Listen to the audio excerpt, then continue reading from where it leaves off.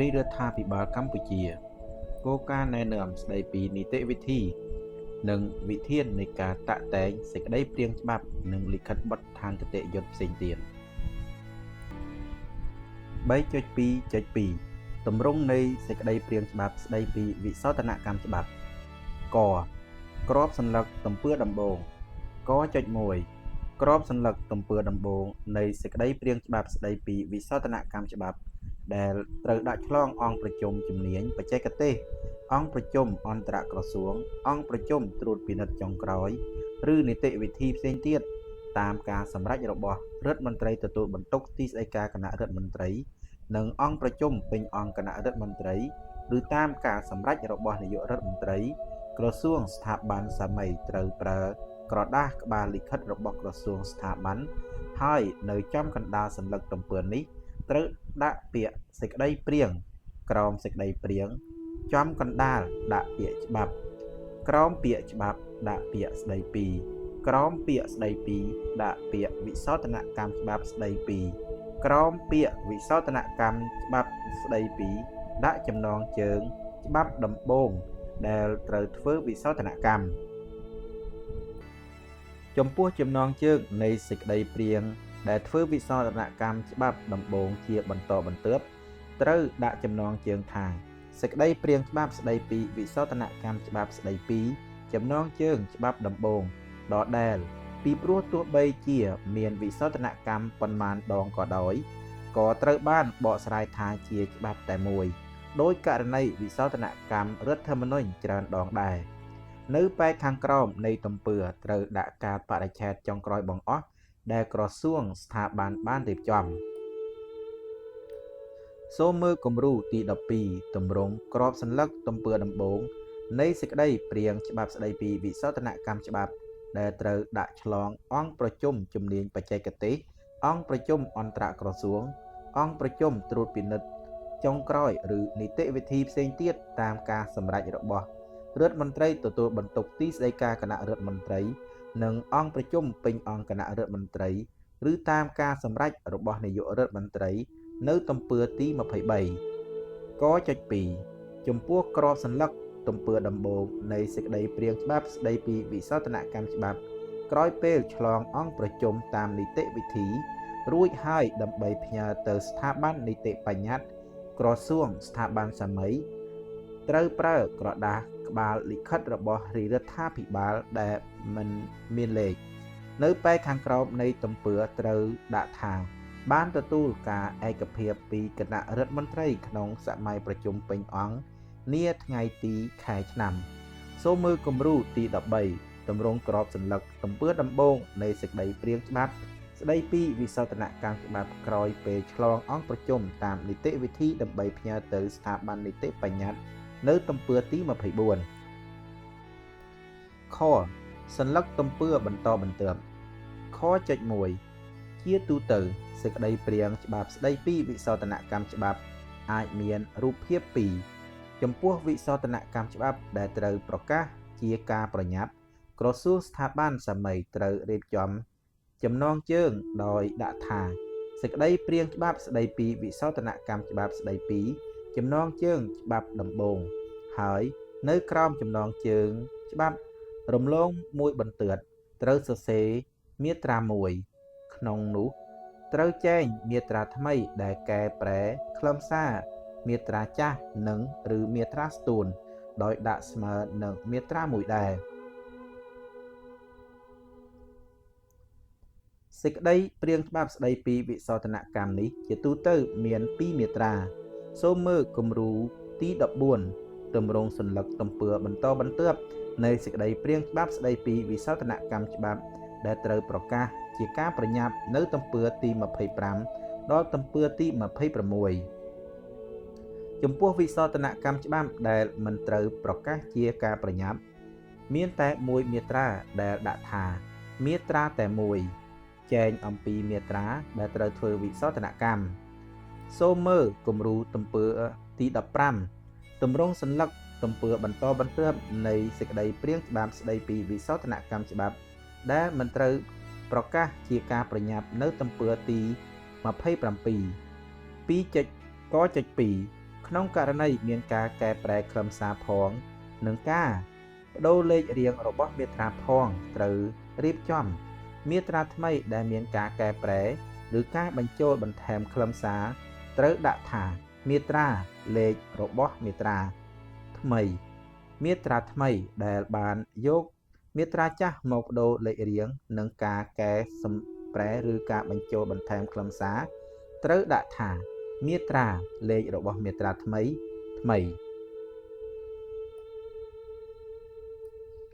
មាត្រាថ្មីដែលគ្រាន់តែយកមាត្រាចាស់មកបដូរលេខរៀងត្រូវដាក់ថាមាត្រាលេខរបស់មាត្រាថ្មីមាត្រាលេខរបស់មាត្រាចាស់ឧទាហរណ៍នៅក្នុងរដ្ឋធម្មនុញ្ញនៃព្រះរាជាណាចក្រកម្ពុជាមាត្រា122ថ្មីមាត្រា123ចាស់មាត្រាបន្ថែមថ្មីពោលគឺមាត្រាស្ទួនត្រូវដាក់លេខរៀងស្ទួនដែលមានទម្រង់មាត្រាលេខរបស់មាត្រាដែលត្រូវស្ទួនលេខលំដាប់ស្ទួនសេចក្តីពន្យល់លេខរៀងស្ទួនត្រូវយកលេខរបស់មាត្រាដែលត្រូវស្ទួនមកប្រើពាក្យសម្គាល់លំដាប់ស្ទួនត្រូវប្រើពាក្យថាស្ទួនសម្រាប់មាត្រាដែលត្រូវស្ទួនដំបូងហើយត្រូវប្រើទម្រង់ស្ទួនលេខលំដាប់ស្ទួនសរសេរជាអក្សរសម្រាប់មាត្រាដែលត្រូវស្ទួនបន្តបន្ទាប់ទោះជាបន្ថែមម្ដងមួយក្តីបន្ថែមព្រមគ្នាក្តីឧទាហរណ៍មាត្រាបន្ថែមថ្មីស្ទួនដំបូងមាត្រាស្ទួននិងមាត្រា4ត្រូវដាក់ថាមាត្រា4ស្ទួនមាត្រា4នេះត្រូវស្ទួនជាលើទី2លើកទី3ត្រូវដាក់ថាមាត្រា4ស្ទួន1មាត្រា4ស្ទួន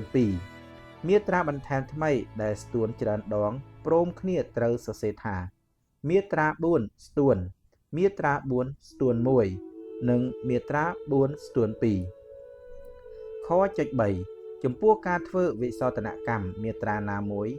ចំនួន2លើកត្រូវដាក់ថាមាត្រាលេខរបស់មាត្រាថ្មីមួយហើយបើមានការធ្វើវិសោធនកម្មចំនួន3លើកឡើងទៅត្រូវដាក់ថាមាត្រាលេខរបស់មាត្រាថ្មី2មាត្រាលេខរបស់មាត្រាថ្មី3មាត្រាលេខរបស់មាត្រាថ្មី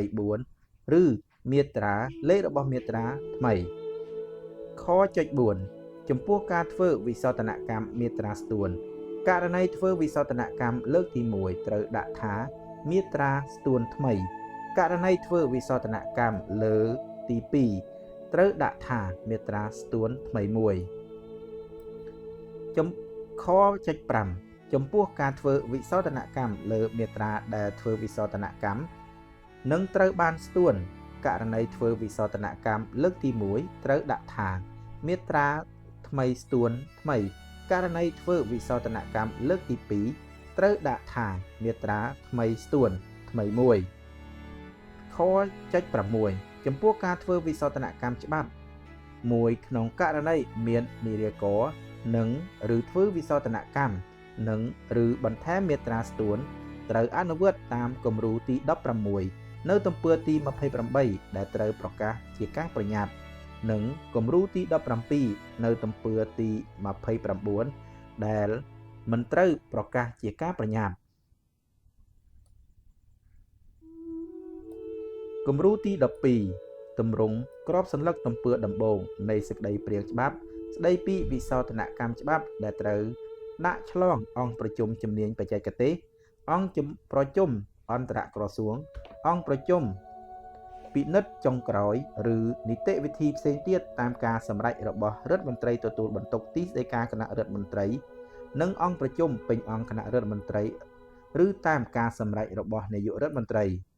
ព្រះរាជាណាចក្រកម្ពុជាជាតិសាសនាព្រះមហាក្សត្រសញ្ញាក្រសួងស្ថាប័នក្រសួងឈ្មោះក្រសួងស្ថាប័នសេចក្តីព្រាងច្បាប់ស្តីពីវិសោធនកម្មច្បាប់ស្តីពីចំណងជើងនៃច្បាប់ដំបូងដែលត្រូវធ្វើវិសោធនកម្មពុម្ពអក្សរខ្មែរ Unicode ខ្មែរ OS មូឡាយថ្ងៃទីខែឆ្នាំការបរិច្ឆេទចុងក្រោយបង្អស់នៃអត្ថបទដែលក្រសួងស្ថាប័នសម័យបានរៀបចំគំរូទី13 តម្រង់ក្របសន្លឹកទំពើដំបូងនៃសេចក្តីព្រាងច្បាប់ស្តីពីវិសោធនកម្មច្បាប់ក្រោយពេលឆ្លងអង្គប្រជុំតាមនីតិវិធីដើម្បីផ្ញើទៅស្ថាប័ននីតិបញ្ញត្តិសញ្ញាជាតិដូចមានក្នុងរដ្ឋធម្មនុញ្ញនៃព្រះរាជាណាចក្រកម្ពុជាព្រះរាជាណាចក្រកម្ពុជាជាតិសាសនាព្រះមហាក្សត្ររាជរដ្ឋាភិបាលសេចក្តីព្រាងច្បាប់ស្តីពីវិសោធនកម្មច្បាប់ស្តីពីចំណងជើងនៃច្បាប់ដំបូងដែលត្រូវធ្វើវិសោធនកម្មពុម្ពអក្សរខ្មែរ Unicode ខ្មែរ OS មូឡាយបានទទួលការឯកភាពពីគណៈរដ្ឋមន្ត្រីក្នុងសម័យប្រជុំពេញអង្គនាថ្ងៃទីខែឆ្នាំ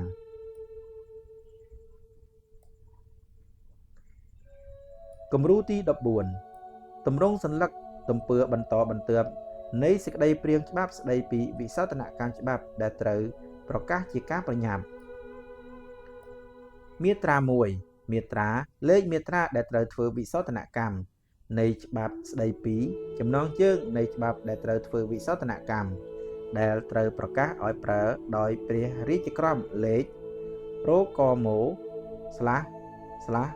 ចុះថ្ងៃទីខែឆ្នាំត្រូវបានធ្វើវិសោធនកម្មដូចតទៅក្នុងករណីសេចក្តីព្រាងច្បាប់សម្រាប់វិសោធនកម្មលើកដំបូងឬមាត្រាលេខមាត្រាដែលត្រូវធ្វើវិសោធនកម្មមាត្រាដើមនិងមាត្រាដែលបានធ្វើវិសោធនកម្មហើយត្រូវយកមកធ្វើវិសោធនកម្មក្នុងច្បាប់នេះនៃច្បាប់ស្តីពីចំណងជើងនៃច្បាប់ដំបូងដែលត្រូវធ្វើវិសោធនកម្ម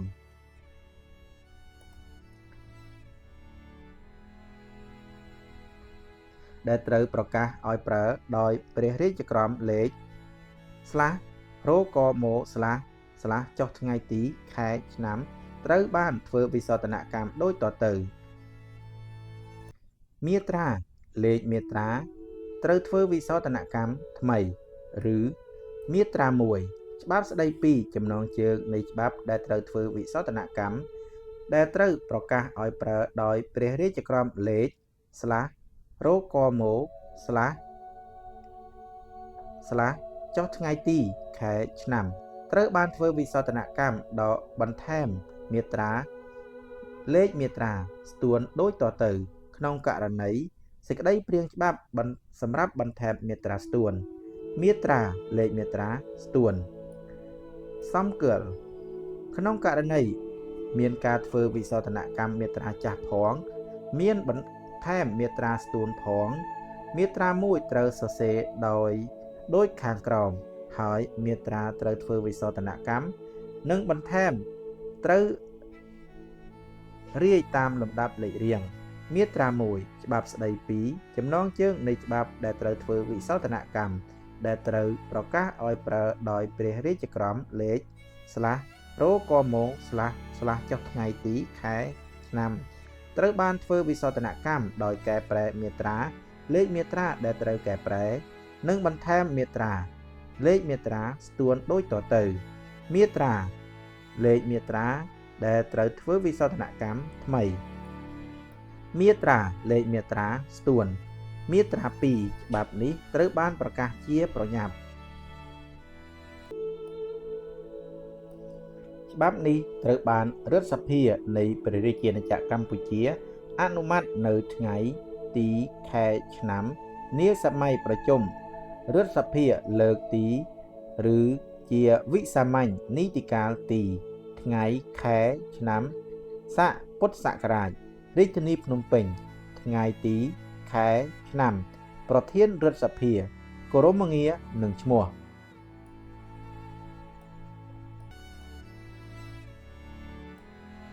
គំរូទី15ទម្រង់សន្លឹកទំពើបន្តបន្ទាប់នៃសេចក្តីព្រាងច្បាប់ស្តីពីវិសោធនកម្មច្បាប់ដែលមិនត្រូវប្រកាសជាការប្រញាប់មាត្រាតែមួយមាត្រាលេខមាត្រាដែលត្រូវធ្វើវិសោធនកម្មនៃច្បាប់ស្តីពីចំណងជើងនៃច្បាប់ដែលត្រូវធ្វើវិសោធនកម្មដែលត្រូវប្រកាសឲ្យប្រើដោយព្រះរាជក្រមលេខ/រកម/ចុះថ្ងៃទីខែឆ្នាំត្រូវបានធ្វើវិសោធនកម្មដូចតទៅក្នុងករណីសេចក្តីព្រាងច្បាប់សម្រាប់វិសោធនកម្មលើកដំបូងឬមាត្រាលេខមាត្រាដែលត្រូវធ្វើវិសោធនកម្ម មាត្រាដើមនិងមាត្រាដែលបានធ្វើវិសោធនកម្មហើយត្រូវយកមកធ្វើវិសោធនកម្មក្នុងច្បាប់នេះនៃច្បាប់ស្តីពីចំណងជើងនៃច្បាប់ដំបូងដែលត្រូវធ្វើវិសោធនកម្ម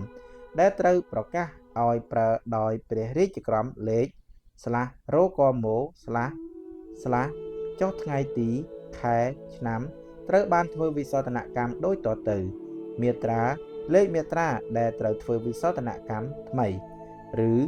មាត្រាតែមួយច្បាប់ស្តីពីចំណងជើងនៃច្បាប់ដែលត្រូវធ្វើវិសោធនកម្មដែលត្រូវប្រកាសឲ្យប្រើដោយព្រះរាជក្រមលេខ/រកម/